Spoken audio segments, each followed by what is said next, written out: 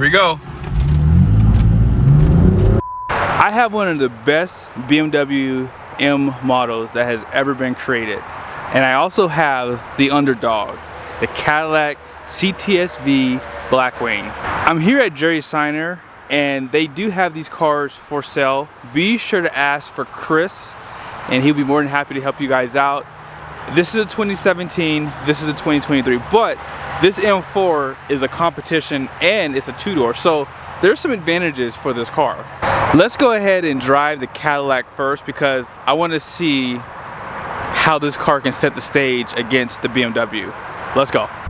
So we're inside the Cadillac, and I just kind of play with the transmission in manual mode. I'm gonna put it back in drive, and we're gonna pretty much see how well this car performs. I'm gonna put these cars in their best suspension, their best track pack, whatever they call it, track, performance, sport plus, they all have different names for it. So we're gonna put this car in track mode. I think that's what it's called. So yeah, let's see.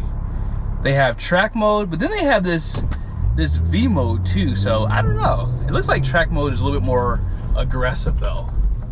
But yeah, driving this car around, oh man, the tires are just perfect. Oh yeah. I didn't even know it was a sports car. I've had some pretty cool cars. Oh yeah, this car is just, it pulls hard. Let's talk about the performance with the engine, and then we will do the 0 to 60 after that. This 3.6 liter V6 has pretty good performance numbers. This one is mated to a 10-speed, although there is a 6-speed manual available. 472 horsepower, 445 pound-feet of torque. Let's see how it sprints to 60. Here we go. 30. 60. Wow. So I think the advertised 0 to 60 is like 3.9 seconds, but we are like 4,000 feet above. So this car is using 91 octane and the air is a little bit thinner, so it's not going to perform as good. But 4.8 is pretty dang good, guys. Like, there was no slippage. And that's something I like about GM. Most of their performance cars launch really well. I mean, I'm sure you guys have seen some of the videos with the Z01 Camaro, where when you launch that car from zero, I mean, it can outrun the GT500s, the Hellcats that have a lot more horsepower and torque than that car does. And I think that they're just a little bit more fun to drive. Now, this car does have magnetic ride control. I am going to put it back in sport mode because the transmission is holding the gears higher. Now, one thing I like about the 10-speed transmission is the steps. When you get on it, like, there's like power in every gear. And so when it steps down, like right now it's showing I'm in 6th gear, 7th gear, it dropped down to 5th, and it was really fast and instantaneous because the steps for the transmission are so close. And again, with the magnetic ride control, I mean, this car is planted. It feels like a sports car. I can't wait to drive the BMW M4. I haven't driven a BMW in probably, it's been a long time. So it's going to be interesting to see how that car performs against this one. The interior is nice and quiet. The tires, there's a little bit of road noise from them, but for the most part, it's what you would expect for cars that have thin tires and sit this low to the ground. There's not a lot of wind noise inside. And again, I think where this car is probably going to be the winner is the steering, because let's face it, GM is really good at tuning their performance cars. I mean, they built the Corvette to almost perfection against the Italians and Germans, and this car is no exception to that. On the highway cruising, you know, at about 75 miles an hour, we're just under 2,000 RPMs, probably around like 1,700, maybe in that ballpark. And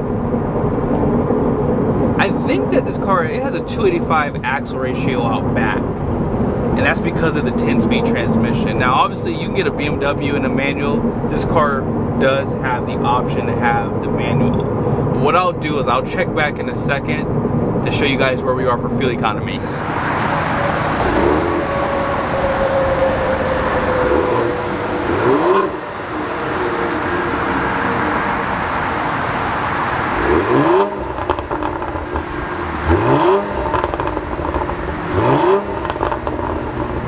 We just got to the midpoint, which is exit 11. And let's go ahead and start downshifting.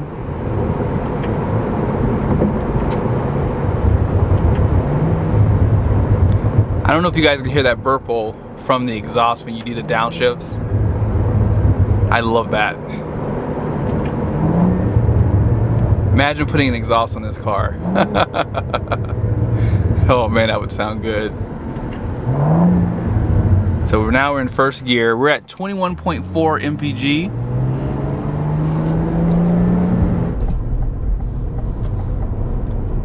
All right, I just put the car in manual mode, so yeah, like it shifts really fast when you're just under light acceleration. So it's just kind of holding the gear right now in fourth. At 3,000 RPMs, I'm at 47 miles an hour. Yeah, the steps are just so close. And as far as blind spots go, I mean, this is a smaller car, so you don't have as much visibility out the back. At about 60 miles an hour, actually 70 now, 6th gear, I'm at 3,500 RPMs. Drop down to like 2,800 RPMs at 75.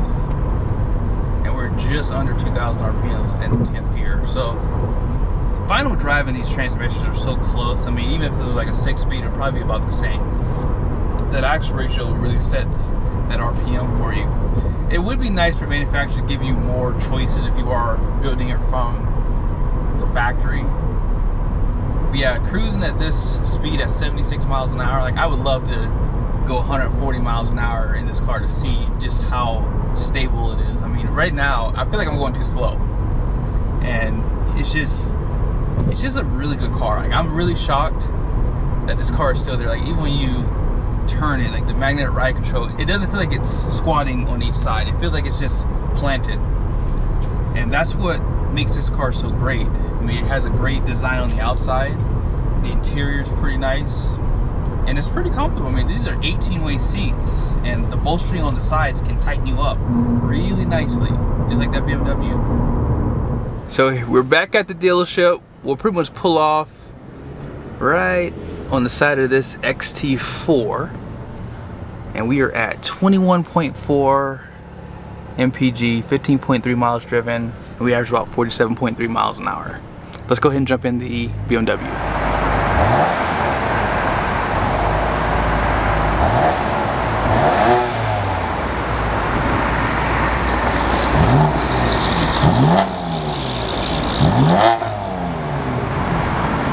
When you get the competition, that does increase the horsepower by 19.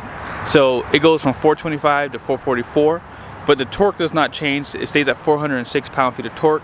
This engine is mated to a 7-speed transmission known as the DCT. Let's see how it sprints to 60. Here we go. 30. 60.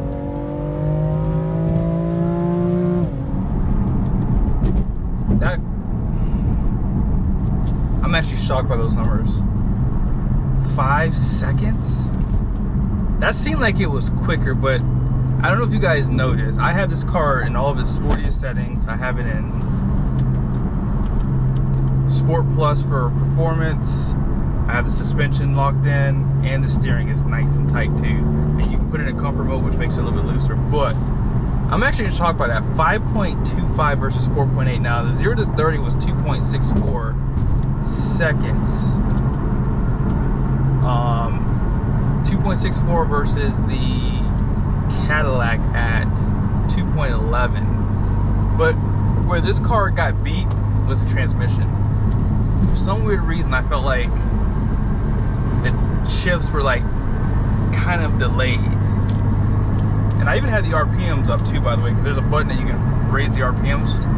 And yeah, it felt like it was pulling a lot harder than the Cadillac. But in the end, man, that Cadillac was no joke, man. That Cadillac was pushing. But overall, I mean, this is a BMW, so you can make this car as comfortable as you want or as uncomfortable as you want. Let's go ahead and put this back in just regular sport mode. They do have an efficient mode too. I'm gonna put the steering in sport. Yeah, this car is definitely it's dialed in. I mean, it's a BMW. Like, you can't go wrong buying a car like this. I mean, even though it's out of factory warranty, even though, you know, it's 36,000 miles, I mean, this car feels like a brand new car. The leather's in great condition. I mean, the bolstering on the seats, they're just a lot more tighter around you. Oh yeah. And of course, these are the competition seats, so you have like these pass-throughs on the seats here, which helps you to breathe a little bit better while you sit inside these seats here. But let's go ahead and check out the RPMs real quick so you guys can kind of see where we are. So the BMW does run at higher RPMs. I mean, we're going about 76 miles an hour right now, and we're over 2,000 RPMs too. This is a 7-speed transmission, so it's going to perform as such too. Like, I feel like having more gears, especially for performance cars, is much needed, because it does, again, it makes the steps closer. So it, you know, when you downshift, when you're accelerating, I just feel like the transmission just responds a lot better. Now the steering, like I said, is nice and tight.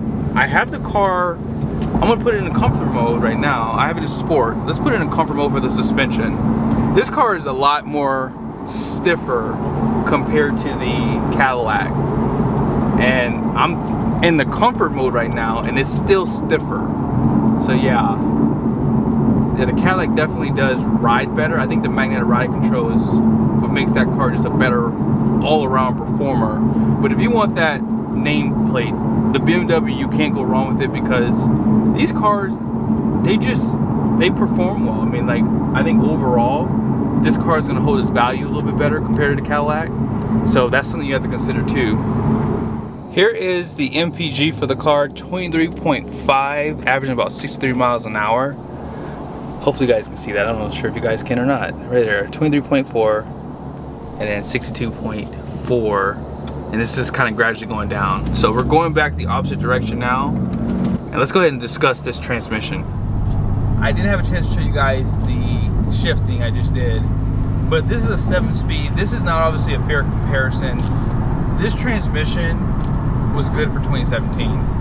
For 2023, you got to bring your A game. Like, I haven't really looked at the M3s and M4s for this model year, because I know there's like a lot of controversy over those cars. But yeah, this car's about 50 grand, and that Cadillac's about 66, I think it was. I can't remember off the top of my head now. But when you consider those numbers, I mean, this is obviously the better buy, because you're gonna get the same kind of performance. Despite it being a 2-door, I don't personally like 2-door cars. I like 4-door cars all day long. I just think that this is a better built car. I think that over time, this is what you're going to be looking for in 10 years versus that Cadillac. I mean, I'm just being honest here. I love the Cadillac CT4V, and if you're looking for that type of car, it's way comfortable than this. I feel as though both cars have great tuning that you can do at your fingertips. But the BMW is just a better car because it just drives better. It has a nameplate, which again, that sells more cars than anything. Most people are fanboys of anything that's good, but this car is really good. Like, I can't really tell you why, but this car just seems better. But the Cadillac just has more of that comfort that most people are going to be looking for. Like, if you're looking for a sports car that's going to handle and feel like one, this car is harsh. Like, when you accelerate, it's just brutal. And this engine, it just pulls so hard. I mean, it is just insane. I don't know if it's because it's inline 6 or if it's just because of BMW. I don't know. It pulls hard. But that Cadillac, I feel like, for my wife, if we were buying a car, she wanted something a little sporty, she wouldn't want this car. This car is just too much for her, too stiff. It's harder to use. I will say that this car is hard to use. Like, I didn't know how to put the car in park. I was like, how do you put the car in park? I had to go on YouTube and look it up, because I've never driven one of these newer cars. I've only driven the older M3s with the V8s, and getting inside this car, I just couldn't remember how to do it. So it's just more learning than the Cadillac. The Cadillac just makes more sense on paper. And if you're looking for a car that's going to be comfortable and perform well, I think the Cadillac wins that category. But this is a performance car 100%. We just got back. Hopefully you guys can see 25 mpg. Wow. and then we averaged about 54 miles an hour. I will say, not making an excuse for the Cadillac, but we were sitting in traffic a lot longer. That's why the average speed in the Cadillac was a lot lower. And the trips were exactly the same. I just didn't know how to reset the odometer. I thought there was an odometer up here, but then, yeah, I noticed that there wasn't. So I did reset it at the last minute here. So we did about 8 miles at the midpoint. So as I mentioned, let's go ahead and put this car in park. So you have to put it in neutral, turn it off, take your foot off the brake, and then you have to push it again, and that puts it in park. I hope you guys liked the video. I know these cars don't really compare because obviously this is a 2017 versus a 2023, but it's still fun to get them out and drive side by side. BMWs are definitely more of a harsher riding car, and some people will like that more so than the Cadillac because the Cadillac is a lot more tame, but it's still a driver's car. Now, I think personally, if you were to compare this Cadillac to the newer M3s of today, I think most people would prefer this car because the new grille on the BMWs are a little controversial for some people, but I do love the styling and the overall design of this model year for BMW. And I would say that this is probably the car I would buy. If I could find a low mile, I think they stopped making this car, what, in 2018 or 2019, I think, somewhere in there. I would prefer that car over the newer ones. But there's no denying the price point on this car. And when you think about getting it in a manual transmission, I think that this car would be so much more fun to drive.